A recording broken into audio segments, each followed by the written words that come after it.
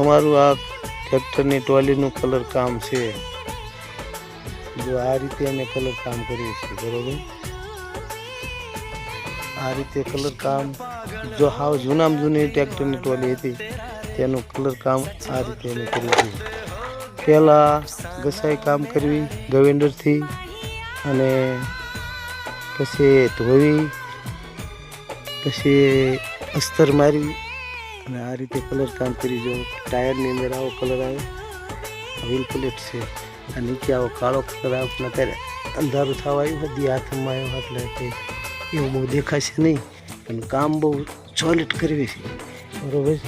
જો આટલું આનકોર બાકી કામ છે, આ નીચે પૂરું જ થઈ રહ્યું છે। આમ તો આ અમુક આ રાવા જે રહ્યા એ ટચિંગ કરવામાં આવે, 2 હાથ મારવાના આવે કલર કામમાં। આ રીતે આ અંદરનો ભાગ છે, આમાં કલર કરવાનો અત્યારે જો નથી, બીજા વિડીયોમાં તમને બતાવશું। અંદર એ કલર કામ થઈ જશે, બરાબર।